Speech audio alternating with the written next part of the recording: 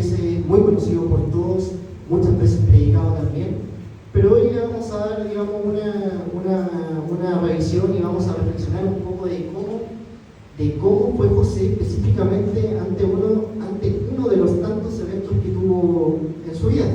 Y comenzamos leyendo en el versículo 47, dice: en aquellos 7 años la tierra produjo a montones, y José juntó toda la producción de Egipto de esos 7 años y la guardó en las ciudades. En cada ciudad almacenó el producto del campo circundante. Versículo 49, y José acogió trigo como la arena del mar, mucho en extremo sin número. Verso 50, antes de que llegaran los años de hambre, José tuvo dos hijos de su esposa Asenat. Y esto es un poco lo que quiero que revisemos. Su esposa Asenat, hija de Potifera, sacerdote de On. Y ahí nos detenemos un poquito, dejando esperar al versículo 51. José, después de todas las cosas que le habían ocurrido antes de llegar a este punto de su vida, en el versículo 47, todos sabemos lo que pasó a José. Primero que todo, después de haber pasado una niñez perfecta, prácticamente siendo el hijo preferido, regalón, como diríamos acá, le acontece un día que sus hermanos, por uno u otro motivo, lo venden como esclavo, y ahí comienza, digamos, la decadencia y todos los malos momentos que tuvo que vivir José, que probablemente ninguno de los que estamos acá ha pasado por tanta cosa mala como le pasó a José. Y por eso justamente quería hablar de José, porque él tenía pero todos los motivos del mundo para ser una persona desagradecida, y aún así llega un punto, y ya vamos a comenzar a leer el versículo 51, donde demuestra lo contrario.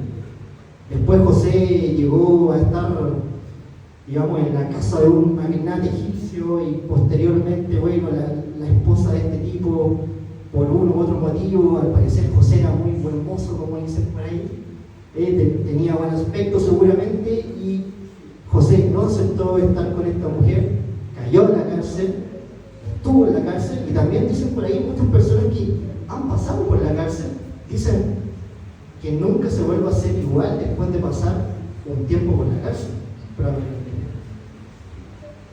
Luego de que estuvo en la cárcel, José fue llamado, y finalmente, resumiendo la historia, José llega a este punto en su vida en que ya está a cargo, digamos,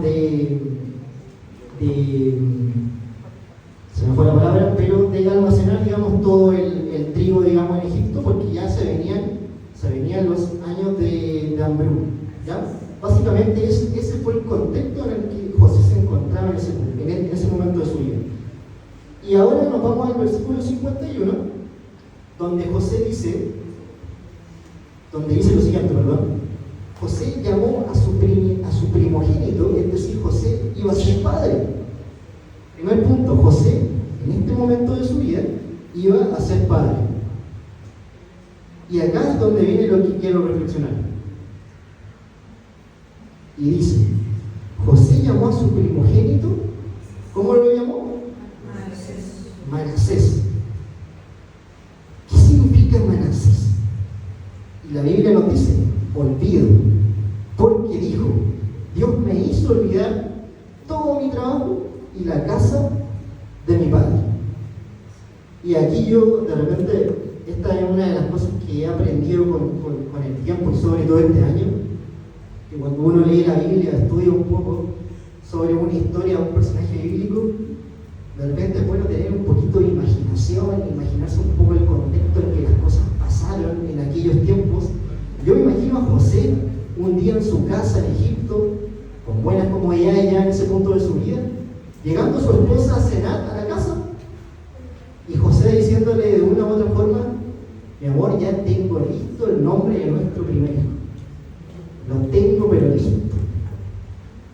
Y como toda mujer egipcia, que de repente, no como las chilenas nada que decir, pero las egipcias sí que sí. Así que me imagino que lo debe haber mirado con una cara de sorpresa y debe haber preguntado: dime, ¿cuál es el nombre que se te ocurrió para nuestro hijo? Yo también tengo muchas ideas, seguramente decía ella. Y José le dice, Dios me hizo olvidar. Dios me hizo olvidar. Y ella le dice, ¿pero cómo? Sí, ya te lo olvidaste. Entonces me dijiste que, no. Dios me hizo olvidar, ese va a ser el nombre. Ese va a ser el nombre de nuestro hijo. Claro, obviamente no se decía Dios me hizo olvidar, el nombre era Manasés, pero yo me imagino que Asenat probablemente esperaba un nombre un poquito más egipcio, quizás Manasés o algo así. ¿Ya? Finalmente eso no sucedió. No sucedió y el nombre es Dios me hizo olvidar. Y esto es importante porque después de todo lo que José había pasado, que todos sabemos su historia, José dice, tengo que buscar la manera de siempre recordar de que debo perdonar y de que debo ser agradecido. Y no encontró nada mejor que el nombre de su primogénito, Manasés, Dios me hizo olvidar. Por lo tanto, cada vez que el niño iba corriendo y él tenía que decir Manasés, Dios me hizo olvidar. Dios me hizo olvidar. Porque todo lo que le había sucedido, él decía y asumía dentro de sí de que Dios lo hacía olvidar todo lo malo que había ocurrido. Y así mismo nosotros, de repente tenemos un duelo, un funeral, de repente no hay trabajo, de repente hay problemas con los hijos, enfermedades en la familia, pero a pesar de todo, y a medida que pasa el tiempo, la fe, el agradecimiento, tú puedes seguir adelante y seguramente si tú lo tienes también como José en tu mente, Dios te puede hacer olvidar todo eso. Y continuando, no solamente tuvo un hijo, sino que también tuvo su segundo hijo, como podemos ver en el versículo, ¿me ayudan? ¿Qué versículo aparece? 52, ahí está. Al segundo hijo, ¿cómo lo llamó? Efraín. ¿Y qué significaba Efraín? Exacto, fructífero. Porque dijo, Dios me hizo fértil en la tierra de mi aflicción.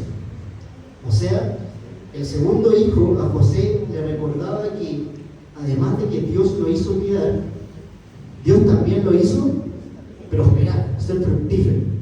Por lo tanto, aquí realmente está el agradecimiento, el real agradecimiento que José tuvo hacia Dios. Dios me hizo olvidar y Dios me hizo prosperar. Y eso lo dejó, digamos, inculcado, marcado para siempre en los nombres de sus hijos. Y asimismo, el pastor también en la mañana daba otros ejemplos de agradecimiento en la Biblia. Y a mí también se me ocurre uno que lo podemos encontrar en el libro de Lucas 17. Lucas 17, versículo 11, donde habla de que Jesús sanó a 10 leprosos.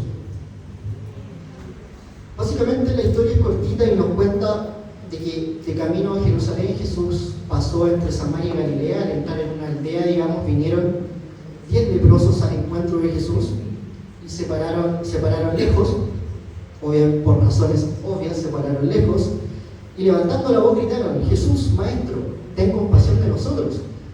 Cuando él los vio les dijo: y mostraos a los sacerdotes. Claro, ellos tenían que ir a los sacerdotes porque en esa época los sacerdotes eran, de cierta forma, los que decían eran leprosos. Hoy, de repente leyendo esto en un contexto actual no entendemos por qué tenían que ir a los sacerdotes, pero es como hoy día voy al doctor y te pueden decir tienes tal enfermedad. En ese tiempo era el sacerdote. Y mientras ellos iban, quedaron limpios. O sea, ellos no se preguntaron por qué debo ir de nuevo al sacerdote. Si el sacerdote probablemente si era leproso, probablemente ya lo habían declarado leproso. Es como que si X persona tiene cáncer, le dicen no, anda de nuevo al médico, ya fui declarado. Y ellos realmente no se preocuparon de eso, simplemente hicieron caso. Y podemos ver también, siguiendo la lectura en el versículo 15, dice: entonces uno de ellos, al verse sanado, volvió alabando a Dios a gran voz, se postró a los pies de Jesús y le dio las gracias. Y este era samaritano. Entonces Jesús preguntó: ¿no son 10 los que fueron limpiados? ¿Los otros 9 dónde están? Y aquí viene un poco la estadística que nos entrega Lucas, que les comentaba. ¿Será que 9 de cada 10 personas son desagradecidas y solamente uno es agradecido? Esa es la estadística, digamos, bastante cruel que tenemos aquí. No hubo quien volviera a dar gloria a Dios sino este extranjero. Y le dijo, Jesús finalmente le dijo al samaritano: levántate y vete, tu fe, ¿qué? Te ha salvado. Y así, finalmente, el hecho de ser agradecido parece algo tan simple y algo tan del día a día. Todos decimos que somos agradecidos, porque podemos agradecer por nuestro hogar, por nuestra familia, por nuestros estudios, por nuestro trabajo, por nuestro bienestar. Pero a veces damos por esto que no merecemos las cosas. Y a veces también tenemos que tener claro que por gracia podríamos tener también la bendición del Señor. Y eso es importante que lo tengamos claro. Y yo quería hoy día reflexionar un poco sobre esto. En el día en que la iglesia había visto este aniversario, donde estamos recordando un poco los inicios, los comienzos. Y solamente finalizar,